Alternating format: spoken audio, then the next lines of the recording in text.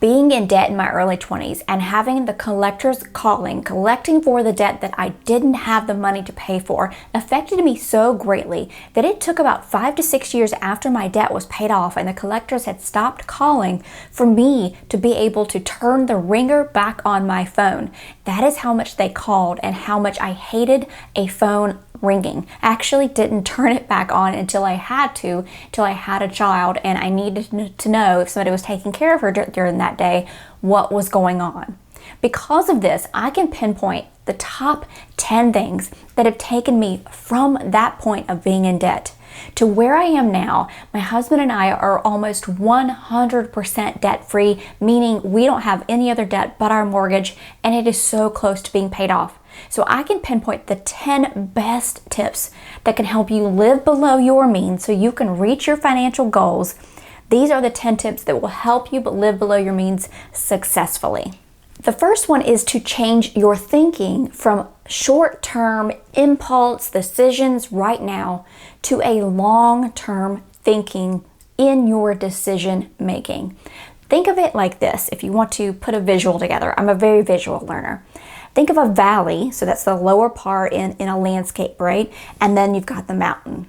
So short-term thinking is you're down in the valley, the trees are all around you, and you can't see very far. You're seeing what's happening around you day to day, and you can't see past those trees to how this decision is affecting you long-term.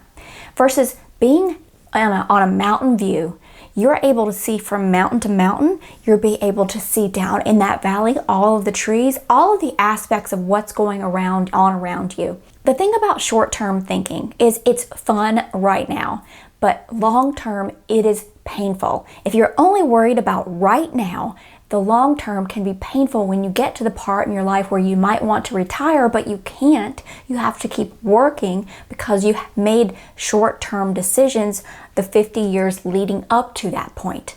Think about where you want to be when you do retire, because in all likelihood, you will get to that nice ripe age, barring some unfortunate tragedy.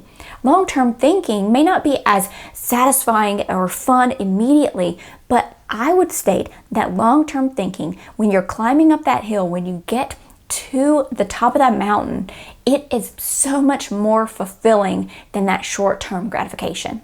The second one we're going to talk about is way more practical, and it is focusing on food savings.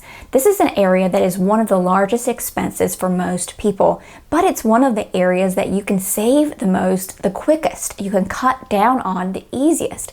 It isn't like the situations where you bought too much house or you bought too expensive of a car and now you've got to get rid of those payments. This is also one of the areas that people waste the most money in. They literally throw away the most money because of food waste.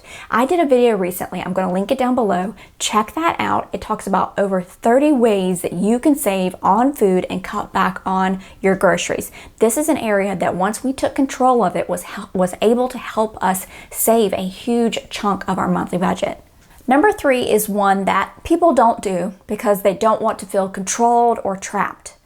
But in not doing it, they actually end up in the ultimate control and trap, and that is debt. And this is the easiest thing that most people have heard of, and they know that they need to do, and they know it's smart and it works. And it is having a budget. And if you've ever had one, you could probably comment down below letting me know that it certainly does help you get to those goals, get there faster. Whether it's getting out of debt, whether it's buying a new house and putting down a percentage down, or buying a car with cash, or whatever, put your goal in a beautiful trip, whatever it is. The thing about a budget, if you don't do it, you're not going to know how much money you have coming in versus how much you are spending, and if one is more than the other. And when you do this, you are not running your business, your personal business, successfully. You've got to think about your lifelong business, yourself as a lifelong money coming in, money going out, the same as a business. Most successful businesses have budgets. You will see this as a key thing. And if you don't have the budget and you end up going in debt and people are calling you to collect on your money, you can't leave a job that you don't like because you have payments. You can't fly across the country to see a loved one who's ailing because you just don't have the money, and you can't reconcile your budget. It is a key factor in getting anywhere you want to successfully with money. And I use the Every Dollar app. It is a fantastic app. It's not available in all countries. I use the free version. It is super simple. You put your income, you put your expenses in. Every month you adjust it because maybe one month there's an anniversary or a birthday or a holiday, or your annual insurance payment is due. So you're able to look at it all the time, adjust it, and start out with a new budget every single month. But you should use a budget as a guide. Don't think of it as being controlled. Think of it as a guide to get you where you want to financially. And also understand that it's not a hard rule. There are going to be budget items that are going to be over or under, and especially the first 3 months are going to be a time when you're just trying to figure things out and come up with what your expenses typically are. So give yourself some grace, but if you haven't used it and you feel like you're not making progress, try this one out. Number 4 goes hand in hand with number 3, and it is tracking your expenses. You have to track your expenses to know if you're on budget. And that's why I love an app, because I can easily just write or pull up the app and put in the amount, the place, what it was that I purchased, and it deducts, and I can see what's remaining anytime I want, versus coming home, writing it on a piece of paper, keeping it in an Excel sheet that's only on my computer that I have to open up. The less resistance you can put there, the better. And the thing about tracking your spending is it's almost as if, let's say you had to do an elimination diet where you're trying to figure out why you're having this rash, or what allergy you have to certain foods, or you're just trying to lose weight to be healthier anyway. And you have to write down your foods. You have to write down everything you eat in order to determine what's going on. It's the same thing with your expenses. And the thing about whether or not you have to write down, if you have committed to writing down what you're about to put in your mouth, what you're about to eat, or whatever you're about to spend, is it's almost like you actually have to acknowledge it. You can't ignore it. And there is a power in that to make you think twice about what it is you're about to eat. Maybe that donut. I have a thing for donuts and I can't do them anymore because of my high cholesterol. But you also have to think about what that expense is that you're about to write down for your budget. Am I really going to buy this right now? And that second thought, that second chance to think about it, is going to help you move forward quicker. Number 5 is probably the newest one that I've been doing in the past year, and I have seen quick results. And you wouldn't imagine something so simple or so minuscule at the time would make such a big difference, but it is rounding up. This is a way to trick yourself into saving money and spending less without even knowing it, without the friction. So it goes hand in hand with tracking your expenses and your budget. So what happens is when I go to make a purchase, let's say it's $4.99, then I round up to $5. If it's $3.01, then I round up to $4. I round up to the nearest dollar. And what that does is it makes it look like I'm using my budget quicker and I'm saving that money. So that extra money is actually just gathering in my checking account because I think I've spent it, but I actually haven't. So after a certain amount of time, you can look at your account and go, ooh, there's a nice little savings amount in there that I didn't even feel. There was no friction there.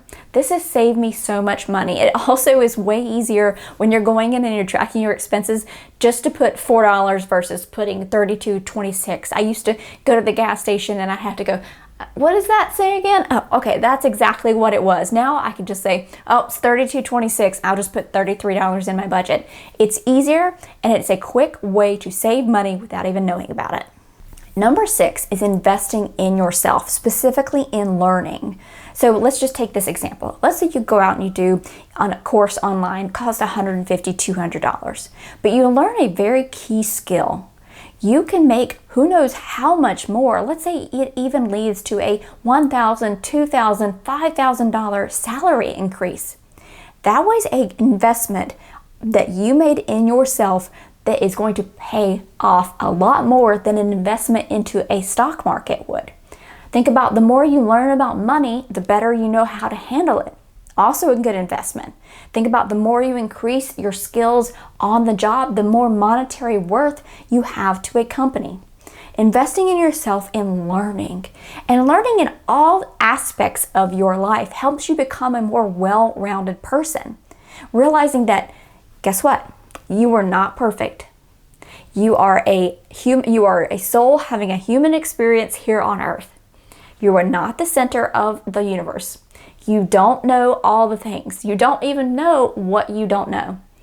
So rather than spending that 2 hours watching TV or scrolling social media, effectively paying other creators for and consuming. So I like to say this, are you going to be a creator or a consumer? Are you going to create things, or are you going to buy or consume things that other people are creating? Instead of doing that, instead of consuming that stuff, spend time investing in yourself, reading books, watching YouTube videos like this and so many others that can help you gain more knowledge. You can learn so much stuff even just for free on YouTube. Anything that you are interested in, any hobbies, all of it helps you become a more well-rounded person. Number 7 is one that not a lot of people want to hear always, and it's side hustles. Jobs outside of your 9 to 5, things that are going to make you more money outside of that 9 to 5, because sometimes getting ahead and increasing your income is doing more than just your 9 to 5. It can be taking those 2 hours we talked about earlier, instead of scrolling and learning or watching things on TV, to learn something maybe that you can start as a small business that doesn't have a ton of layout of cash up front. For instance, there's a lady in our neighborhood that she is fantastic at knitting, and she knits beautiful blankets. She even knits these cute little stuffed animals, and she sells them. I can tell you another example of somebody in my neighborhood who is a woodworker.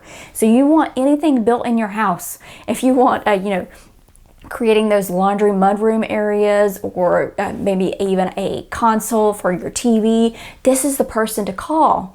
But those people had to learn how to do those things, and they've monetized them.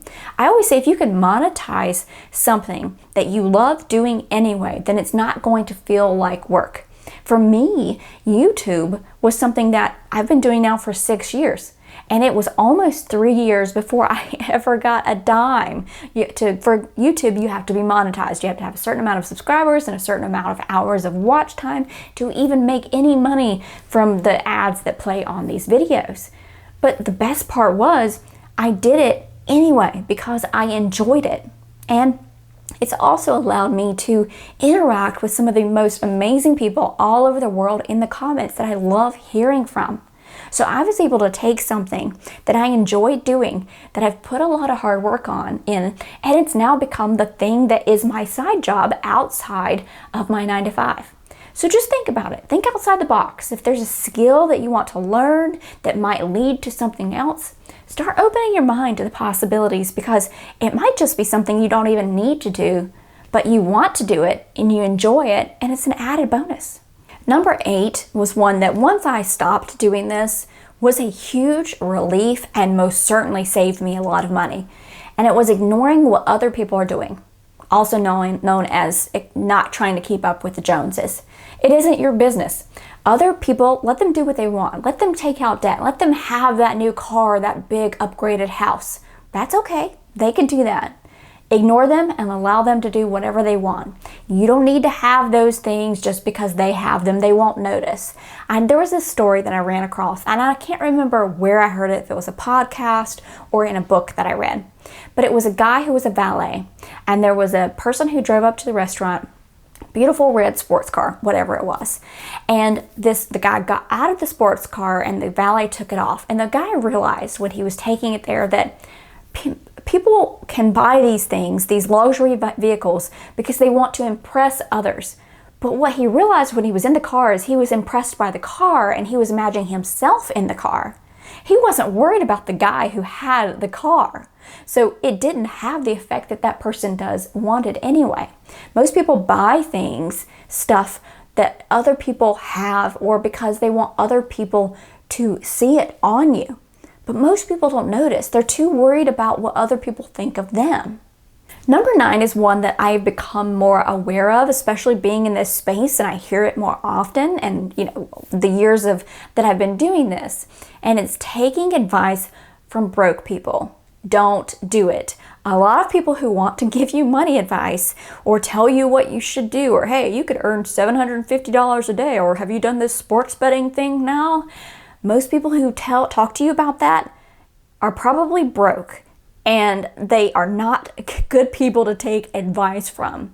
The way I think about this is also the clips and things you'll see on social media that'll be, oh, you can make so and so much money. You should take out a HELOC on your home, invest it in this business.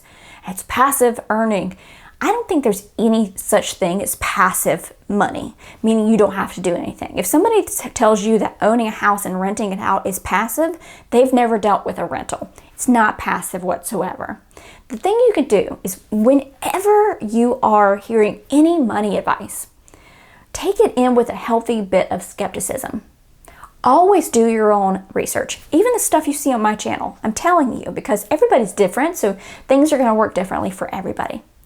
But do your own research and don't think something get rich quick, something where money is easy or passive is really a thing, because in general, it usually is not. Number 10 kind of rounds out this entire video, and it's where I talked about at the beginning, how I had so much debt. When I took debt off the table, as debt being no longer an option, it does something to your brain where debt is an option for 99% of people. They want to do it. They want to take out debt in order to have this thing. You can go on Amazon and buy a $30 item and make 5 payments on it. Debt is everywhere and becoming more and more normal. The non-normal thing is now not taking out debt. But when you take debt off the table, and again, remember what I was talking to you about going into debt and that ultimate control, you start to think about what options you have to get something without debt in a more creative way. You start exercising patience, which is good just as a human quality. You learn how to do without or how to make do with something else. It makes you more resilient. If you take it off the table and you don't make it an option, you will figure something else out. You will find a workaround, and again, that making you a more well-rounded person. I hope you enjoyed this video. If you did, let me know in the comments. I hope you have a fantastic week ahead, and I look forward to seeing you next weekend for a new video.